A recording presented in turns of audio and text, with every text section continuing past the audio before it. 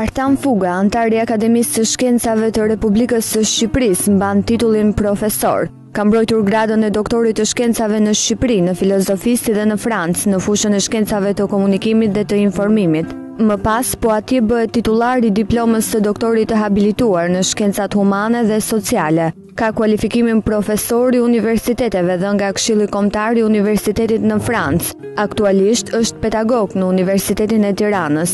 Diplomuar në filozofi në Universitetin e Tiranës në vitin 1978, profesor Fuga ka një karrierë shumë të pasur akademike dhe profesionale. Në vitet 81-97 ai ka punuar në Fakultetin e Shkencave Politike dhe Juridike, më vonë Fakulteti i Shkencave Sociale si pedagog, përgjegjës i sektorit shkencor të filozofisë dhe të sociologjisë, përgjegjës i katedrës së historisë të filozofisë dhe më pas si përgjegjës i departamentit të filozofisë e sociologjisë. Në periudhën 1998-2003, ai punoi si lektor pranë departamentit të sociologjisë të Universitetit Paris X, Nanterre në Francë. Nga viti 2004 deri më sot, profesor Fuga jep mësim si profesor i ftuar në Universitetin Paris II, Assas në Francë, si profesor në London Europa dhe komunikimin ndërkulturor në nivelin master.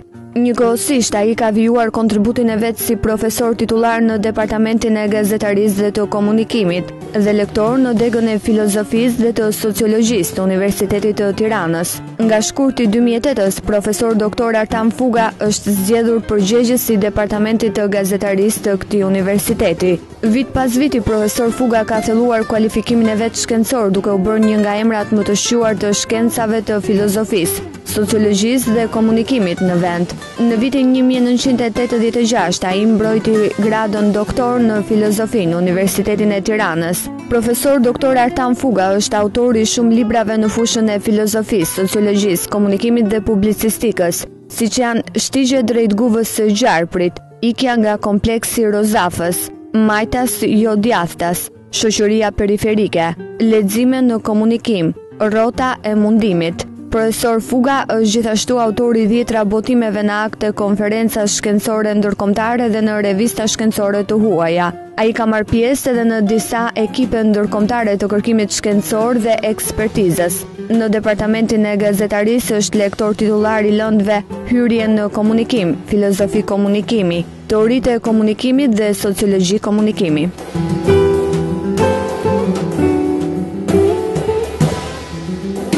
Përshëndetje të nderuar teleshikues të Channel One, do të jemi së bashku në një intervistë me akademikun zotin Artan Fuga. Përshëndetje profesor Fuga. Është kënaqësi për mua që jeni pjesë e kësaj interviste, më jepni këtë bashkëbisedim por edhe nder njëkohësisht. Faleminderit unë për këtë ftesë që më bët dhe për kënaqësinë që më jepni për bashkëbisedimin. Në kuadrin e intervistave profil, zakonisht unë të intervistuar kemi fillimisht të kthej pas në kohë, dhe ju pikërisht dua që t'ju çoj në kohën e adoleshencës dhe më pas në vitet studentore, në një realitet socialist shqiptar ose në një pushtet pa emër, ashtu siç edhe ju vetë keni quajtur tek libri monolog. Sigurisht është një kohë e largët, është vështirë që të ndërtosh kujtime të sakta, por unë përsa i përket studimeve të mia në gjimnaz, si quhej atëherë shkolla e mesme, unë i kam bërë nga vitet 73, 70, 69, 70 dhe në 72, 73. I kam bërë në gjimnazin Petronini Luarasit të Tiranës dhe i kujtoj me shumë mall edhe me shumë dashuri ato vite, siç kujtojnë të gjithë, sepse kishte edhe një fakt interesant që ka karakterizuar atë periudhë. Kishim një periudhë liberalizimi të pjesshëm në Shqipëri, që arriti një pikë kulmore me festivalin e 11, festivalin e 11 të 73. Këto janë vitet tona të gjimnazit. Unë nuk do t'i hyj analizës kësaj periudhe, se pse ndodhi si ndodhi, se mund t'jetë analizë gjatë. Unë në librat e mi, si tek libri monolog që ju përmendët, ashtu dhe në librat të tjerë, e kam bërë një përpjekje për të analizuar të periudhë, por ne në vitet e shkollës së mesme e ndjenim këtë lloj liberalizmi në marrëdhëniet me njëri tjetrin, në një lloj letërsie të huaj që perëndimore që hynte, në muzikën e huaj, sidomos në sportin italian dhe në sportin europian, sidomos në futbollin, në njohjen e një lloj arti muzikor, të pikturës dhe të letërsisë së kohës, dhe pastaj mbas 73-shit gjithçka u mbyll, dhe kur unë hy në universitet në 74-ën, kam zgjedhur profilin filozofi. Profili filozofi në atë kohë bënte pjesë në Fakultetin e Shkencave Politike e Juridike, dhe vitet mbas 74-s deri në 78-ën, kur unë vazhdoj shkollën universitare, Universitetin e Tiranës, ishin vitet e një mbyllje, të një dogmatizmi të rënd, të një censure të ashpër, të një mendimi të ngurtësuar, dhe ne si student e kemi ndjerë shumë ato 4 vite shkolle, sepse dhe literatura jonë ishte tepër e reduktuar, pothuajse s'kishte të bënte me filozofinë, dhe kur e mendoj, ishin 4 vite të cilat vërtet mund të vlenin për diçka, por janë 4 vite të harxhuara në mënyrë desha të them jo pozitive, aq sa ato 4 vite kur gjykoj jetën time më kanë bërë që edhe sot 35 vjet më vonë, 30 vjet më vonë, ta konsideroj veten në shkollë. Dhe kur them si është e mundur që të konsideruarit student nuk më kanë mbaruar gjithë jetën, shpeshherë kur bëj analizën është se ato 4 vjet nuk mora ato që duheshin, dhe me gjithë respektin që kam për pedagogët e mi që s'është faji tyre, ishin vite pothuajse të humbura.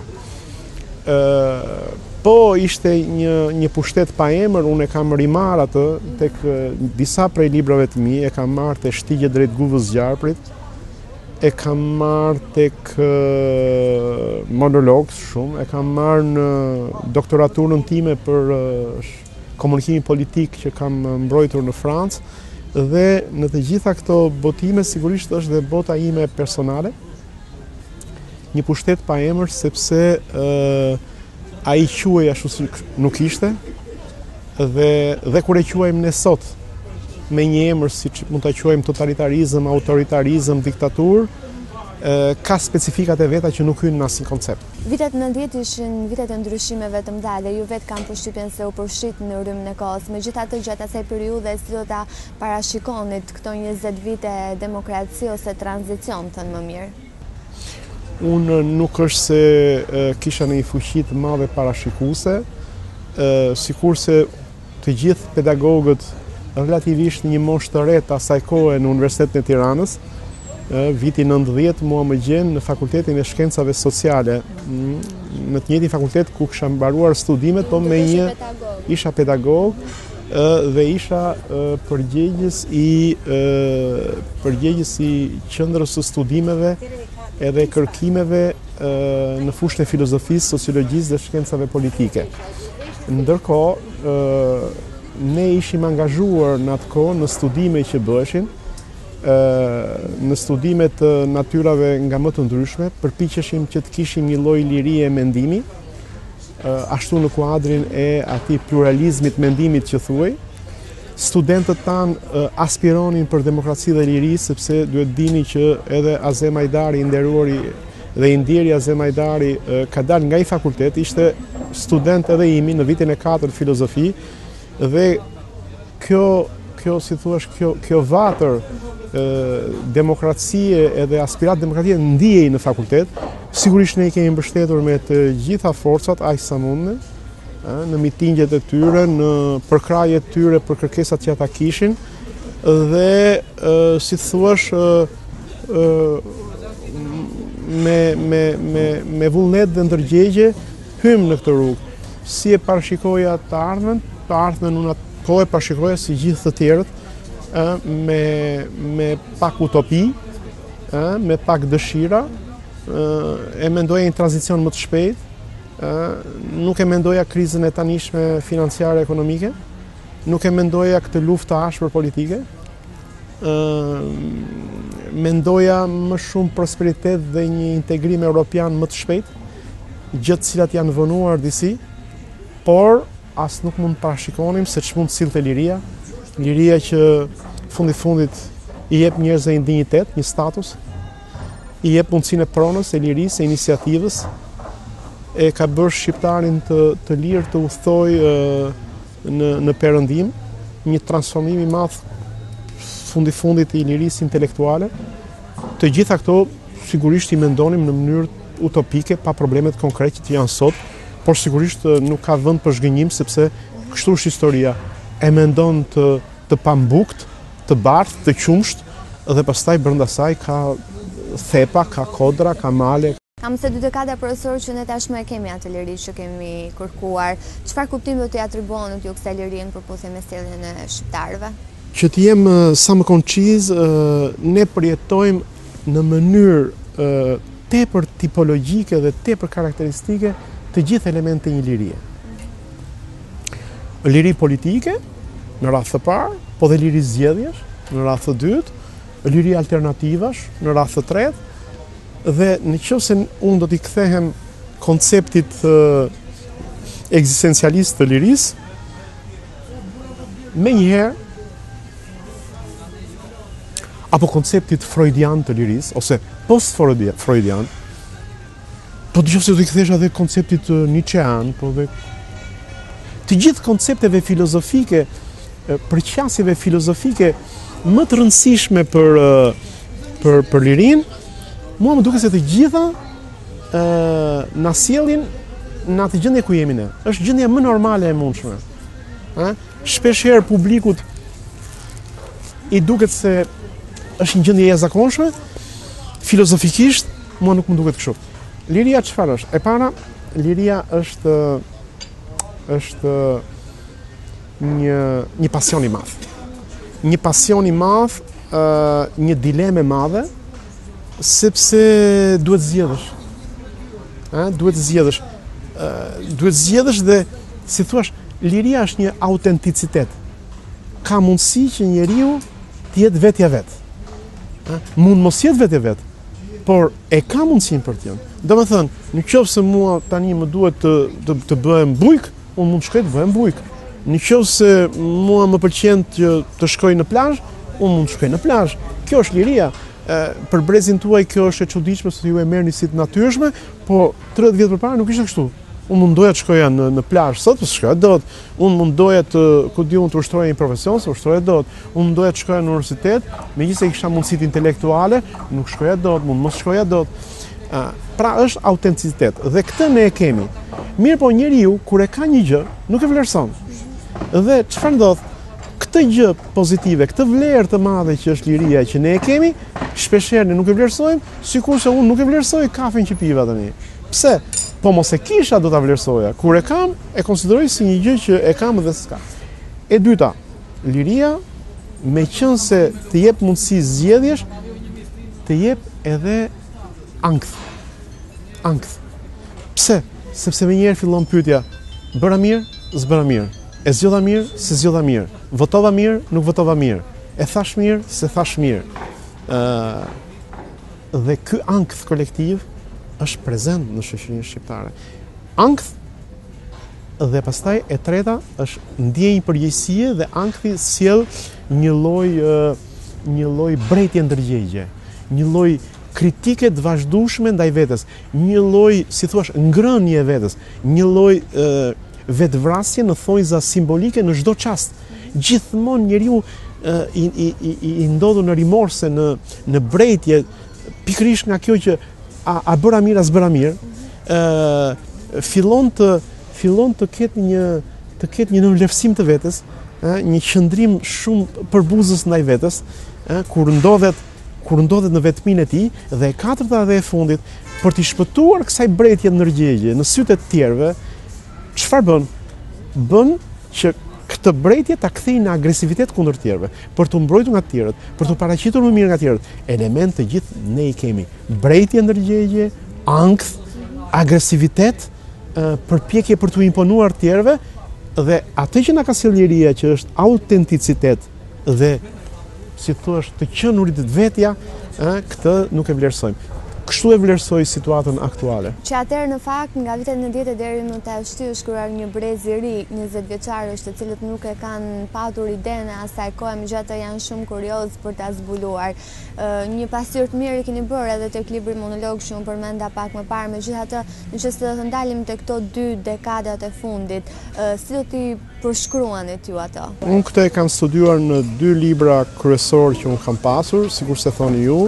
Është një analizë që unë kam bërë për media në komunikimin publik në një libër voluminos që kam shkruar Media Politika Shoqëria 1990-2000 dhe në librin tim tjetër Shoqëria Periferike, ku unë në nivelin makro-social bëj një shqyrtim sociologjik të shoqërisë shqiptare, të ekonomisë, të lidhjes sociale, të sistemit të saj politik, të mentaliteteve, të opinionit.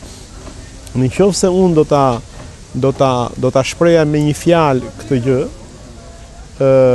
do të thosha se këto 20 vjet janë vërtet të lirisë, të hapjes, të ekonomisë tregut, të iniciativave të ndërtimit të drejtave të njeriut, por edhe të një shoqërie e cila akoma nuk ka gjetur stabilitetin e vet. Nuk ka gjetur stabilitetin e vet në planin demografik, në planin mendor, në planin institucional, në planin ekonomik e kështu me radhë. Për shembull, në planin ekonomik, sigurisht ne kemi një problem të madh për të krijuar tipin dhe tipologjinë e sipërmarrjes shqiptare që punson, që ka iniciativë, që shfaqet në tregun ballkanik, në tregun evropian, që mbulon nevojat e tregut shqiptar, ne këtë akoma se kemi. Në planin politik, sigurisht ne kemi pluralizmin politik, kemi institucione të lira, por akoma nuk kemi ndërtuar atë që quhet shteti së drejtës, i cili ndërtohet me norma juridike të sakta, ku burokrati dhe nënpunësit jetë shërbëtori i qytetarit. Në planin e mentaliteteve, sigurisht ne kemi një liri qarkullimi, idesh, kulturash, por akoma nuk kemi njeriu e formuar me kulturë dhe institucionet kulturore, shkollore, nuk i kemi në nivelin e dur. Pra është një fazë tamam në tranzicion me hallet e veta, me problemet e veta dhe me arritjet e veta. Që për viteve 81 profesor ju punoni si pedagog në Fakultetin e Shkencave Politike dhe më pas e zgjeroni karrierën tuaj duke u bërë edhe përgjegjës i sektorit shkencor të filozofisë dhe të sociologjisë, më pas përgjegjës i katedrës së historisë të filozofisë dhe përgjegjës i departamentit të filozofisë dhe të sociologjisë. Ndërkohë që këtë mentalitet studentor, si do ta vërenit në ndryshimet e tij që para viteve 90 dhe në ditët e sotme ku ju akoma vazhdoni të jeni lektor në për auditorët e fakulteteve tona?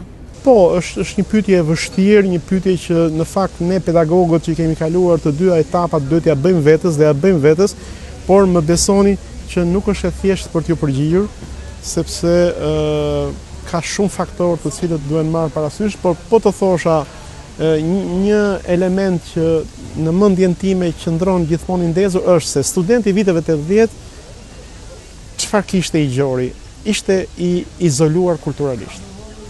I izoluar kulturalisht edhe në një farë mënyre i shtypur nga hierarkia e familjes, edhe e shtetit, edhe e institucioneve arsimore.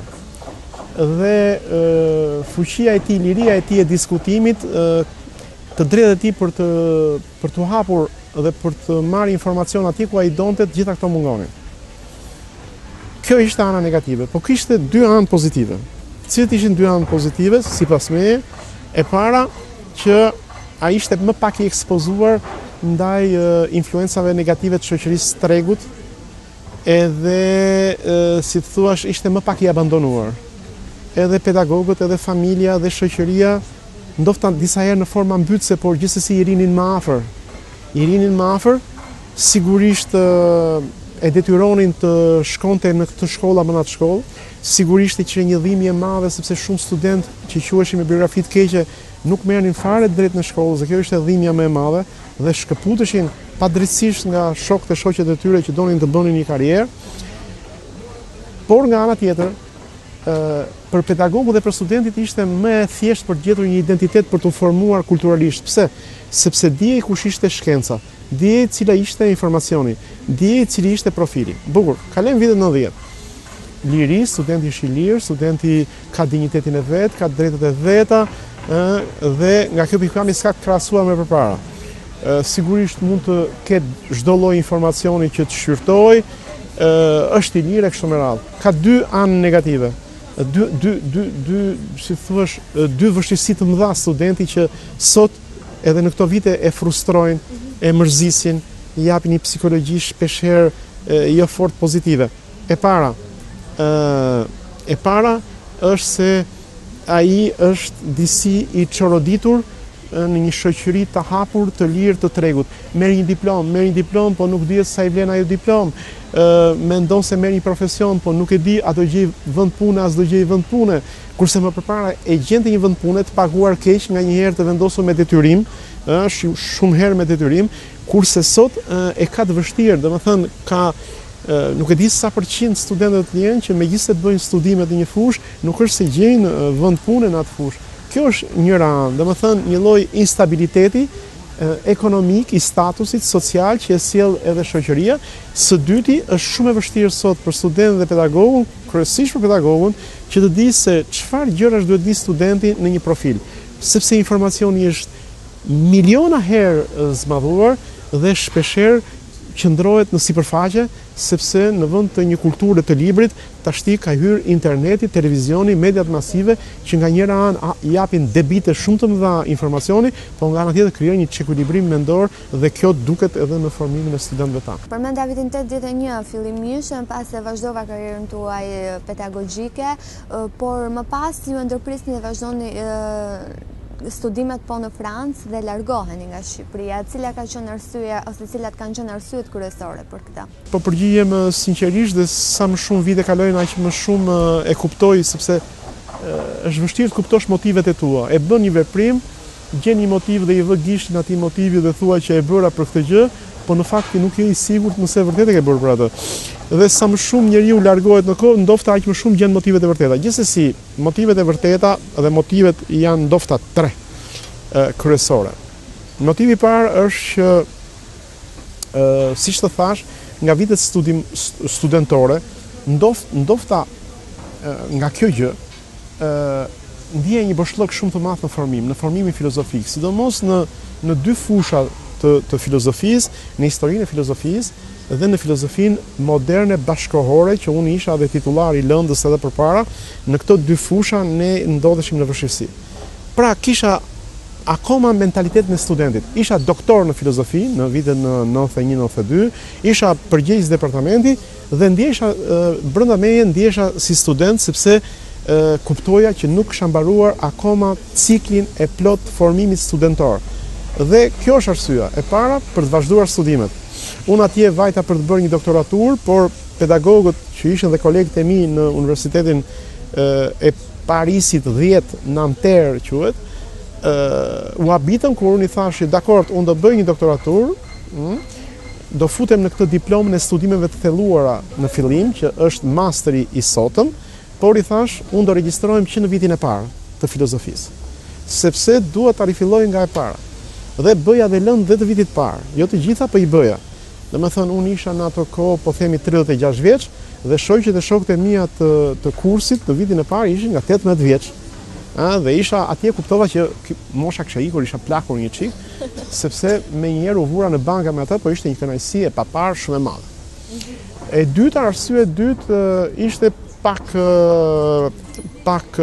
si thuash një lloj testi.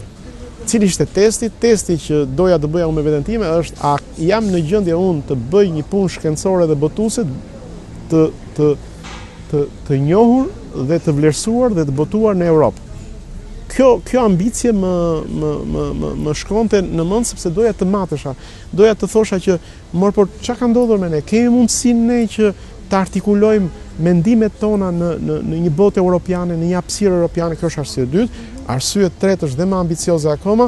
Unë kisha dëshirën që të kombinoja një mësimdhënie në Francë, duke ditur që unë e kisha frëngjishten dhe doja që njëkohësisht edhe të kisha auditore me student për të parë se si komunikohet dhe çfarë komunikohet. Profesor, ju vendosët që ta ndanit këtë kontribut pedagogjik ndërmjet auditorëve franceze dhe atyre shqiptare. Si është kjo eksperiencë për ju? Është një eksperiencë pak skizofrenike në thonjza, sepse janë dy gjërat ndryshme, dy komunitetet ndryshme, dy gjuhë të ndryshme, dy autorë të ndryshëm, auditorë të ndryshëm, por që mua në këto vite, unë fillova të jap mësim, mbasi mbarova doktoraturën atje, unë bëra një doktoraturë në fillim në shkencat e komunikimit dhe të informimit në Universitetin Paris 2 Assas Panthéon në Paris, bëra një master në filozofinë e ekonomisë në Parisin 10, dhe po në këtë universitet bëra studimet postdoktorale në shkenca sociale, ata i quajnë studimet të habilituara doktorale, pra mora një diplomë më të lartë se doktorit, ndërkohë e kisha diplomën e doktorit në filozofi në Shqipëri, dhe pastaj u caktova në këtë universitet në departamentin e sociologjisë, ku punova me kohë të plot, bëra një shkëputje nga Universiteti i Tiranës në ato vite, nga 97 më duket, 97-2000, dhe atje kam punuar 4 vjet me kohë të plot. Pastaj pjesët e tjera i kam pasur me kontrata të pjesshme. Thash janë dy botë të ndryshme, cili është dallimi? Shpesh herë më pyesin, sigurisht dallimet mund të jenë shumë, por unë në mendjen time kam një dallim. Një pedagog në Universitet Europian, pra dhe francez, është në radhë të parë një teknicien. Një teknicien i ftohtë, i cili transmeton dije me nivel shumë të lartë, kurse në Shqipëri nuk mjafton të jetë kjo, sepse sidomos në shkencat sociale, një pedagog i mirë është, si të thuash, një lloj misionari, i cili ka një rol që ja jep shoqëria sot, po ndofta më vonë s'do t'ja japi, sepse koha do eci, që ai është dhe edukator, është i mirëfillt edukator, është një njerëz që fut ide të reja, që fut ide të reja që ndofta në familjes janë, që ndofta në medias janë, që ndofta në mjedisin kulturor nuk janë. Kurse një pedagog europian, perëndimor, sa do të jetë performant në punën e tij, prap ndodhet brenda një kulture që tashmë ekziston në shoqëri, pra është një teknicien që e transmeton këtë dije për të rritur një brez të ri. Në Shqipëri, një pedagog i mirë në shkenca sociale dhe humane është gjithashtu dhe një misionar që fut vlerat të reja sociale, ose dy tifuzi, për ndryshe bëhet viktim e mentaliteteve sunduese që ndodhen në shoqëri, ndodhen në familje, ndodhen në mjedise jashtë universitare. Ju përmendet një nga ndryshimet në fakt, profesor, midis realitetit francez dhe atij shqiptar, po ishte ndryshim ndërmjet pedagogëve. Tani unë dua të ndalem tek studentët. Në një intervistë jeni shprehur që studentët shqiptar kanë një prirje për të zgjatur kohën e studimeve dhe për t'u larguar tregut të punës, ndërkohë që e kundërta ndodh me studentët francez. Në fakt ata përpiqen që këtë cikël studimor ta shkurtojnë më tepër për ta përqafuar sa më shpejt të treg pune. Si ka mundësi që ndodh një ndryshim i tillë duke pasur parasysh që edhe ndryshimet ekonomike midis këtyre dy vendeve janë thellësisht të mëdha? Po, unë e kam shkruar këtë, unë e kam mbrojtur këtë tezë, unë e mbroj këtë tezë, ndofta shpeshherë ajo vjen në kundërshtim dhe me interesat e mia apo të korporatës pedagogëve. Unë e kam zhvilluar këtë tezë edhe në Facebookun tim, Artan Fuga Facebook, dhe kam pasur një jehon shumë të madhe dhe të rëndësishme nga të rinj, të cilët përgjithsisht aprovojnë këtë konstatim. Pyetja juaj është shumë e saktë dhe ju falenderoj që më keni ndjekur edhe në imtësitë e mendimeve që unë kam artikuluar në publik. Dua të them se është një keq kuptim. Është një keq kuptim që do kaloj. Mua më duket se e para nuk ka arsye që e gjithë rinia shkollore, e gjithë rinia shqiptare të shtyhet drejt studimeve afatgjata universitare. Unë dalloj dy gjëra, nuk po bëj reaksionarin edhe njeriu që nuk do arsimin. Tjetër është të formosh kulturalisht dhe të arsimosh një rini, dhe tjetër është të thuash që do bësh me do e mos studime të gjata universitare. Për arsyen sepse ka një pjesë të popullsisë që i ka kompetencat edhe dëshirën për ta bërë, pjesa tjetër fare mirë mund të shkojë të marrë një arsim tjetër jo universitar dhe brenda një kohe të shkurtër të shkojë dhe të zej fronte pune, vende pune Mos harrojmë se periudha universitare që fillon nga mosha 18-19 vjeç dhe po të shkojë deri në master, deri në doktoraturë shkon 27 vjeç, 26-27 vjeç, për gocat dhe për vajzat sjell një lloj plakje relative, ul lindshmërinë, për djemt e njëjta gjë, dhe është periudha ku në perëndim në moshën 45 vjeç tani të quajnë të plakur. Imagjino të futesh 30 vjeç, ngelen 10-15 vjet. Prandaj çfarë ka bërë perëndimi? Ka bërë që i ka ngjeshur shumë vitet shkollore në mënyrë që të rinjt të dalin në tregun e punës në mosha sa më të reja. Së dyti pse ndodh kjo? Ndodh për arsyeën se ne akoma kemi mentalitetin platonian themun dhe të kohës së diktaturës ku diplomat të jep lumturi, kënaqësi e tërmëra. S'është e vërtet kjo në një shoqëri të lirë. Jo mos ai që ka studime më të larta është më i lumtur në shoqëri, jo mos është ai që e fiton jetën më mirë në shoqëri e kështu me radhë, kurse ne akoma e kemi këtë gjë. Dhe e treta, për të mos u zgjatur më shumë, është dhe një lloj presioni që ushtron familja dhe shteti në një farë mënyre. Pse? Sepse duke pasur pak mundësi aktualisht për t'i dhënë të rinjve që në fillim punë konkrete, preferojnë më mirë t'i mbajnë edhe 5-6 vjet në shkollë, në mënyrë që ata të mos konsiderohen pa punë, mos ende në rrugëve e tjera. Ka një mendim që thuhet, po çfarë keme këtë gjë, sepse fundit ata dije marrin, qytetar të mirë bëhen. Nuk është universiteti për të bërë qytetar të mirë. Është shkolla e mesme për të bërë qytetar të mirë, sepse qytetarët e mirë nuk bëhen me studimet profilizuara. Ato studimet profilizuara në qoftë se bëhen kod dhe nuk lidhen me një vend pune më vonë, ato harohen dhe nuk mundet shoqëria shqiptare të financojë lukse që perëndimi nuk i ka. Dhe një herë them, kjo nuk do të thotë se unë jam kundër formimit gjithë jetën dhe rritjes kulturore të rinisë shqiptare, se unë asaj i kam kushtuar gjithë jetën time. Si specialist komunikimi dua t'ju pyes tani, por si politolog, si do ta përcaktoni diskursin politik në Shqipëri? Diskursi politik në Shqipëri me disa specifika të saktuara, për mua si specialist në fushën e filozofisë dhe të komunikimit, për mua ka po ato parametrat përgjithshëm sikurse diskursi politik në një demokraci standarde edhe perëndimore, sigurisht me disa karakteristika lokale. Domethënë, e para pak i thjeshtëzuar, po kur thuhet i thjeshtëzuar, kjo ka arsyet e veta, sepse fundit politikani nuk është një teknicien, nuk është një inxhinier dhe nuk mund të jetë dot, nuk mund të jetë një ekspert. E dyta, politikani është gjithmonë në fushat dhe në fushatet elektorale, siç ne e themi në auditoret tona, dhe sikurse edhe ti je dëshimtar e kësaj, duhet të thjeshtëzoj për të bërë të kuptueshëm, për të bërë kuptueshëm dhe për elektoratin, pra një lloj thjeshtëzimi.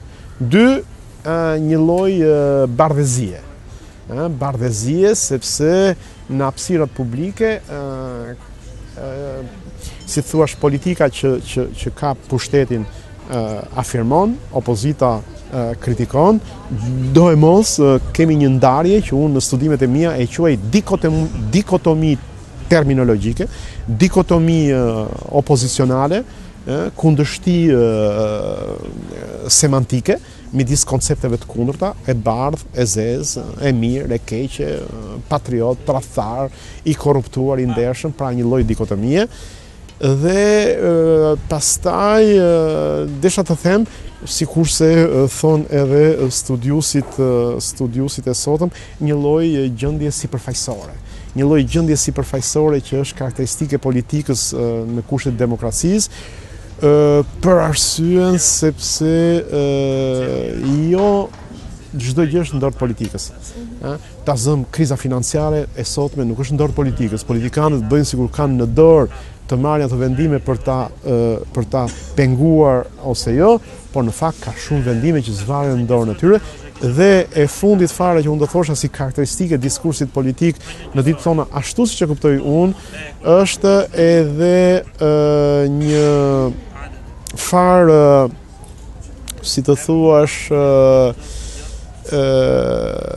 retorike që ka një përsëritshmëri të saktuar, dhe që kërkohet të artikuloj alternativa të reja, modele të reja, gjë që sot për sot nuk po e bën. Për të kaluar tek media tashmë ju si studiues, si saj, si do të përcaktonit ndryshimet kohë pas kohë që kanë ndodhur në realitetin mediatik shqiptar, të paktën gjatë këtyre kohëve të fundit? Ka tre etapa të mëdha, nga pikpamja e evoluimit në media. Në rastin shqiptar këtyre 20 vjetëve, janë vitet 91-97, kur shpërthen, kur kemi një boom të shtypit shkruar të lirë shqiptar, gjithçka kthehet në print, në letër. Gjithçka dominohet nga media shkruar. Media shkruar e përditshme zvendçon artin, kulturën, shkencën, gjithçka. Dominon e shkruara print në letër, që është e natyrshme. 97, 98, edhe pastaj 10 vjeçar, duket sikur ndodh një ndryshim shumë i madh. Fillojnë mediat audiovizive, sidomos private. Radio-televizioni shqiptar konkurohet nga televizionet dhe radiot private me dhjetra të licencuara, pa licencuara, kombëtare, lokale, të vogla, të mëdha, me teknologji, pa teknologji, me gjitha këto historitë e veta, dhe duket sikur tani mbaroi historia. Në këto 3-4 vjetë e fundit, sidomos bazë viteve 2008 e këtej, ne kalojmë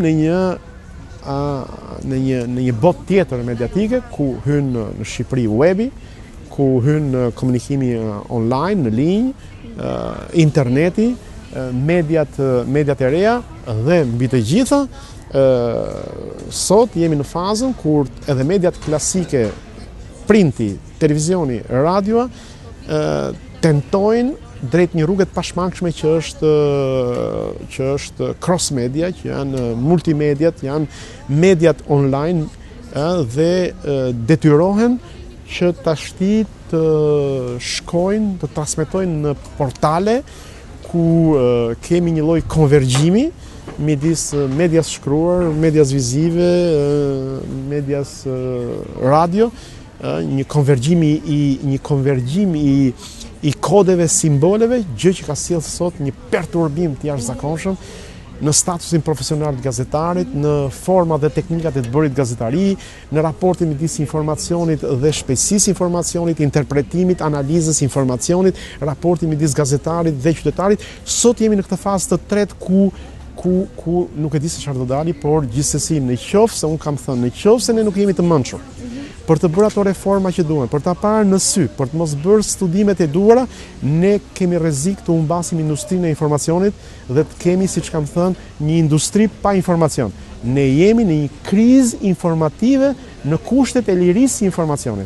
Edhe me që se ju përmendët gazetarin, sa të kërcënuar e shikoni profesionin e tij në të ardhmen? Unë kam një koncept të caktuar për krizën dhe për rrezikun. Për mua ka dy kriza që e rrezikojnë gazetarin shqiptar. 1, kriza financiare dhe ekonomike. 2, pra kriza e paras. 2, kriza teknologjike. Pra kalimi nga mediat klasike në teknologjitë online, në teknologjitë numerike dhe në lindjen e një komunikimi të ri masiv. Këto të dyja.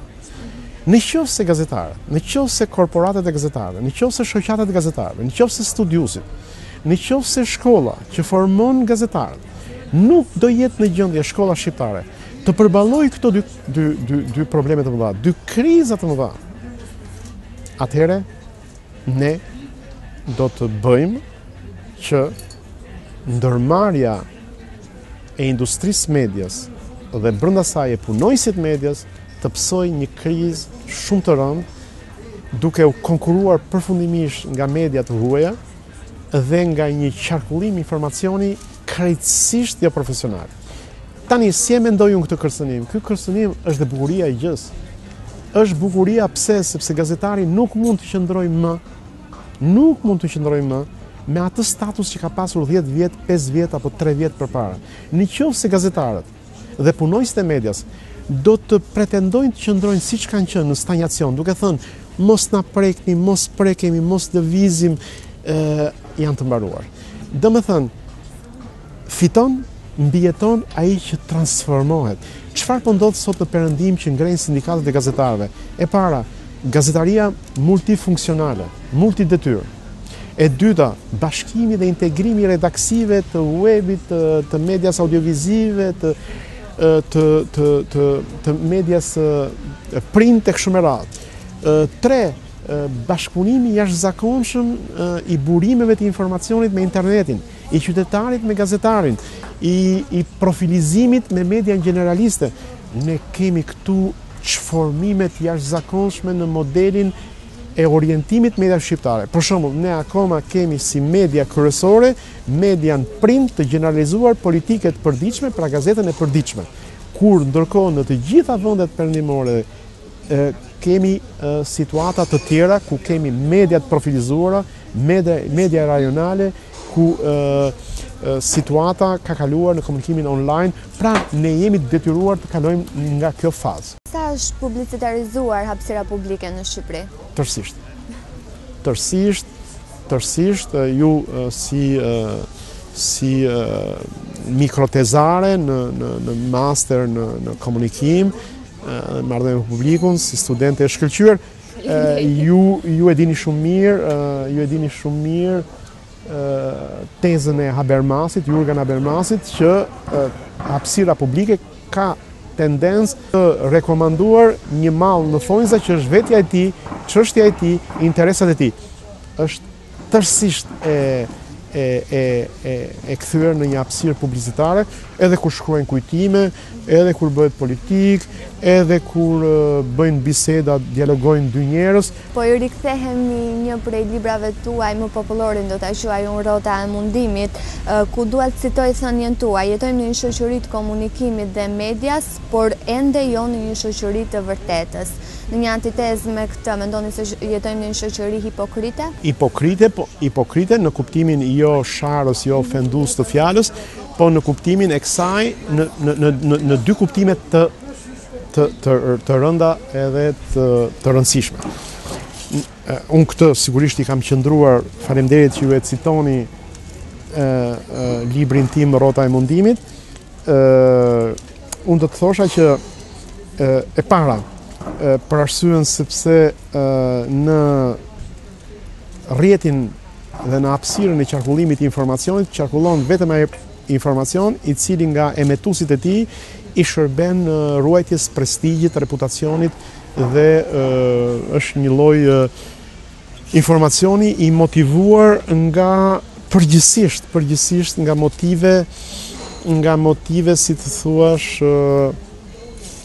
publicitare, marketingu i vetvetes. Pjesa tjetër e informacionit është e bllokuar. Por së dyti, dhe kjo është më e rëndësishme, ka një mbivlerësim teknologjik të informacionit që qarkullon në mediat e huaja apo në internet. Të gjithë thonë, gjeta këtë material në internet, dhe harrojnë se në internet është e pamundur të verifikohet vërtetësia, shpeshherë ata që në pjesën më të madhe, ata që hedhin dokumenta janë vetë emetuesit e atij informacioni dhe sigurisht e kanë të shtrëmbruar. Në teoritë e sotme thuhet distorsioni i informacionit, do të thotë shtrëmbrimi i informacionit, dhe ky shtrëmbrim i informacionit është karakteristik i informacionit global, planetar, i cili kërkon të korrigjohet, por jo të gjithë kanë mundësinë për ta korrigjuar, dhe kështu që në këtë shoqëri të komunikimit dhe të informacionit qarkullojnë thashë theme, informacione të sunguara, dezinformacione, informacione të shtrëmbruara, gjysmake, legjenda, folklor, mite, të gjitha që s'kan të bëjnë me të vërtetën. E vërteta është një pjesë shumë të vogël, është e fshehur, është e heshtur dhe mbase e kam gabim, po unë mendoj që shumë pak njerëz e dinë të vërtetën. Libri Rrota e mundimit është në fakt abetarja e re e postmodernizmit, e bërë jashtë dhe brenda për brenda. Kufiri midis tyre në postmodernizëm mungon, për t'ju rrëfyer historinë e re të rriturve adoleshentë shqiptar në këtë kohën e re tranzicionale të kalimit nga modernizmi drejt postmodernizmit, ose siç quhet ndryshe kalimi nga lokalia tek globalia dhe nga globalia tek lokalia. Abetaria e re padyshim që për ata që marrin do pak vesh se ç'bëhet sot në erën e postmodernizmit, është libri më i rëndësishëm i shkruar ndonjëherë në Shqipëri, që pas abetares së parë. Sërish tek i njëjti libër shpreheni se vetmia si një karakteristikë kryesore e shoqërive postmoderniste është bashkëshoqëruese shumë pasojave negative, përmendni këtu edhe vetvrasjen. Po në Shqipëri a ka arritur në këtë nivel? Patjetër po, por mos zgjatem që të bëj filozofi këtu me ju, sepse edhe media nuk juajnë, edhe media në përgjithësinë televizive nuk e favorizon shumë. Vetmia nuk është, siç thoshte Sartri, të rish vetëm. Një njeri mund të ri vetëm në një pyll, si Robinsoni, në një ishull, në një breg deti, në një oqean, në një vark, në një mal, i bllokuar nga dëbora, nuk e di, në një pyll, dhe mos ndihet i vetëm. Pse? Sepse brenda tij ai mund të ketë ato vlera sociale, shoqërore që e bëjnë që ai të jetë i integruar në këtë komunitet njerëzor, në botën njerëzore që është vlera më e madhe ndofta e gjithë universit. Vetmia fillon atëherë kur ti ndodhesh me të tjerë të cilët nuk i kupton. Fillon nuk i kupton, nuk ndan me ta vlera, nuk ndihesh solidar me ta.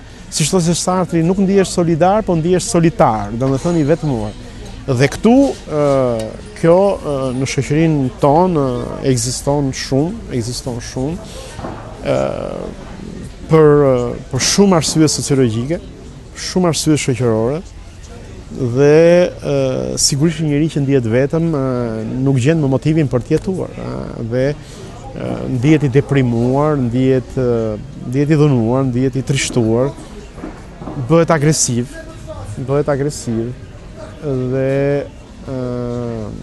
dhe në rastet më ekstreme ka dhe tendenca vetë shkatërruese. Në kuadër të kësaj, duke përmendur edhe karakteristikat e shoqërive perëndimore, individualiteti është një prej tyre. E përcaktoni shoqërinë shqiptare si individualiste? Kam përshtypjen më shumë se shoqëritë perëndimore. Më shumë shoqëritë perëndimore. Një individualizëm më shumë për arsyen sepse në këto 20 vjet ne na u shprishën komunitetet që ekzistonin përpara. Ne në komunikim, ju e dini shumë mirë, i konsiderojmë këto grupe primare të shoqërizimit, që mund të jetë kolektivi i punës, kolektivi i shkollës, ku diun, kolektivi një reparti ushtarak, të gjitha këto në shoqërinë shqiptare totalitare ishin komunitete shtypse, sepse ishin të organizuara në forma shumë detyruese, por dhe ato që ishin u shprishën. Pra bashkësitë që ekzistonin nuk janë më. Ta zëm bashkësia e pjesëtarëve të një fisi në një lagje fshati, me emigracionin edhe me zhvendosin e popullsisë u shprish. Bashkësia e një familje e fortë, me emigrimin, me shpërndajën e njerëzve andej këtej u shprish si një formë komunitare.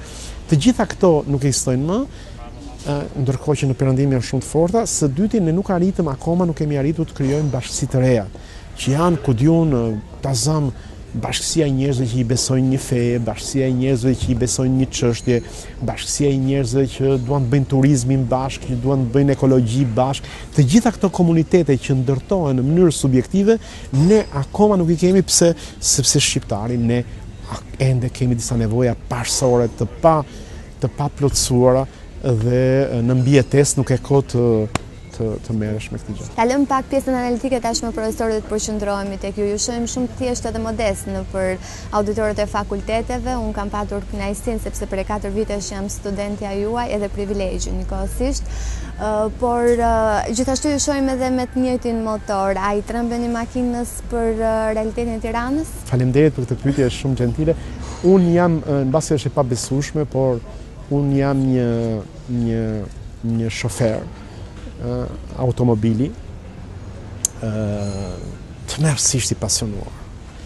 Aj sa miqtë e mi më thonë se je i frikshëm, në timon të regon veten tënde, sepse do gjithmonë të ecësh shpejt, të ecësh në mënyrë si ata djemt e ri nga Laçi apo nga Fushkruja që kanë pasionin e makinave, të njëjtin e kam dhënë unë. Domethënë më ndodh që hypi në makinë dhe të bëj një rrugë 10 orë pa ndaluar, kundër rregullave, me shpejtësira në çik në limitin e tyre kështu me radhë, dhe nuk lodhem kur, kam një kënaqësi të papar. Por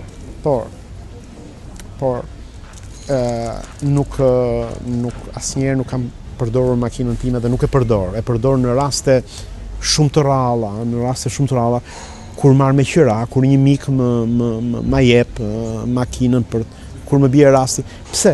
Sepse është një botë tjetër në cilën ti ndodhesh. Ti humbet komunikimin me njerëzit, ti humbet komunikimin me natyrën, ti humbet komunikimin me tokën, ti humbet komunikimin me ajrin. Është një kurth i madh automjeti. Kjo është arsye e parë. Arsye e dytë është se ta komplikon jetën shumë me trafikun e rënduar, me të gjitha elementet që shoqërojnë këtë, është tepër e kushtueshme dhe unë i qëndroj asaj që duhet rritur një thelb njerëzor i thjesht, siç ka qenë njerëzimi qindra vjet përpara, aq sa mundet, jo në të gjitha elementet. Tani, për sa i përket thjeshtësisë, unë nuk mund ta them këtë gjë, faleminderit që ma thoni ju. Unë di të them një gjë që jemi kaq të vegjël në këtë univers të madh. Dim kaq pak, jemi kaq të ekspozuar ndaj mira rreziqeve, sëmundjeve, fatkeqësive kështu me radhë, saqë të shesësh mend në këtë botë do të thotë kesh një keq kuptim të jashtëzakonshëm dhe ta shkosh kohën kot e të harxhosh jetën tënde kot. Në aspektin tuaj familjar, ju keni një vajzë e cila nuk ka përqafuar të njëjtën rrugë me ju, ajo nuk studion shkencat e komunikimit, ato sociologjike apo filozofike, por është orientuar drejt një profesioni më praktik. Ju do të kishit dashur që ajo të vazhdonte në rrjedhën e studimeve tuaja? Unë nuk di ta them, di ndofta që në një moshë adoleshente ajo kishte tendencën, më duket mua, nuk e di se çfarë mendon ajo, po më duket mua kishte një tendencë për të riprodhuar profesionin dhe mënyrat e të fituarit të jetës të babait vet, si çdo fëmijë, çdo adoleshent. Kjo i bëri mirë nga një anë sepse u thellua dhe eci boll, sidomos në fushën e psikanalizës, psikologjisë, sociologjisë, filozofisë, kishte dëshirë si nxënëse kishte dëshirë. Dhe në një moment të caktuar unë i them, kur ajo po arrinte një moshë të caktuar, që shiko, ki kujdes nga kjo se mos riprodhon në mënyrë jo të ndërgjegjshme atë që ka si profesion babai yt. Ajo më pa, reagoj, nuk e di nëse kjo ndikoi apo jo, por ajo zgjodhi një profesion praktik që ka të bëjë me topologjinë, me gjeodezin, një zanat shumë praktik që lidhet dhe me të qenurit gjeometër, po sigurisht në kushte moderne, në kushtet e teknologjisë lartë, duke formuar në mënyrë kompjuterike të dhëna numerike që vinë nga sateliti dhe të aplikuara për zona naftëmbajtëse, për aeroporte, për menaxhimin e hapësirave, po në thelb është në gjeodezi, është gjeometre, është topografe, dhe unë jam i kënaqur shumë pa mas për këtë gjë, sepse fëmia im bëri atë gjë që unë e mendoj, po nuk e imponoja, pra jo studime afatgjata, të rënda, jo të lidhura me një profesion, dhe kështu është situata. Dikush shkruan një profesor që puna intelektuale nuk ka orar, 24 orë në ditë. Ju e ndjeni veten të lodhur nga gjithë kjo punë intelektuale që keni bërë? Asnjëherë nuk mund të ketë, sepse nuk mund të komandosh mendimet. Nuk mund t'i mbyllësh me kyç, nuk mund t'i vësh me orar, dhe të mendosh është lumturia më e madhe në jetë e njeriu. Dikush thotë që kjo të ka shkatruar, kjo mund të të shkatrojë, kjo mund të të lodhi, kjo mund të smuri. Unë nuk e besoj në asnjë rast këtë gjë, në asnjë rast. Nuk ka si mendimi, nuk ka si puna intelektuale që të bën të jetosh mijëra vjet. Pse? Se mund ta çosh mendimin mijëra vjet përpara. Të bën të jetosh në hapësira me mijëra kilometra distanca, sepse të çon në botë tjetër, në një univers tjetër, dhe mendoj që është kështu dhe unë në këtë mënyrë do sitem. Sfundmi, profesor, cilat janë disa nga projekte aktuale që keni, ndonjë botim të ri për publikun? Unë kam 3-4 vjetë, dhe më thënë, në bazë disa punimeve të mia, shoqëria periferike, shtigje në gruvës Gjarprit, Majtas, jo, Djathas, media dhe shoqëria në Shqipëri, monolog, unë jam duke punuar prej 3-4 vjetësh për një libër që do të ketë formën edhe të një romani filozofik, ku do përpiqem të trajtoj problemin e krizës financiare, por nga pikpamja e vlerave dhe e paras si media, duke dhënë 2 intelektual, një të shekullit 13-14 në mesjet europian dhe një shqiptar të shekullit 21 në një histori dialogu. Titullin ja kam gjetur, po mbledh dokumenta në arshiva, titullin do ta ketë Murgu, dhe jam duke punuar për këtë libër fort, për të zhbiriluar në marrëdhëniet njerëzore në kushtet e krizave financiare dhe ekonomike. Ne do ta mirëpresim edhe besoj se do rishihemi edhe në intervista të tjera në lidhje me librin e fundit. Ju falenderoj edhe një herë, ishte kënaqësi dhe privilegj për mua që ju kisha në këtë bashkëbisedim.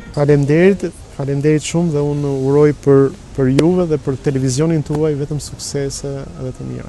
Fuga na ka dhuruar në mënyrë bujare larg çdo autoriteti dhe pushteti dhe kontrolli dhe pendatizmi dhe disiplina, të drejtën që të lexojmë si qytetar lexues të lirë të demokracisë së mendimit. Të lexojmë siç thot Barthes, vrasësi i autorit duke rishkruar leximin. Stili demokratik i fugës është baza e perceptimit dhe stërtimit material të demokracisë. Në fakt, ky stil rrëzoi të gjitha kritikat e kafeneve, mbi oportunizmin e fugës, si intelektual ekletik, apo më keq, si intelektual që rri mënjan, dhe s'mban qëndrime se s'do të prish rehatin. Ju falenderoj dhe juve të nderuar teleshikues që ishit pjesë e kësaj interviste me akademikun profesor Artan Fugën. Së bashku do të rishihemi në të tjera intervista profil, do të ndahemi këtu së bashku, mirupafshim.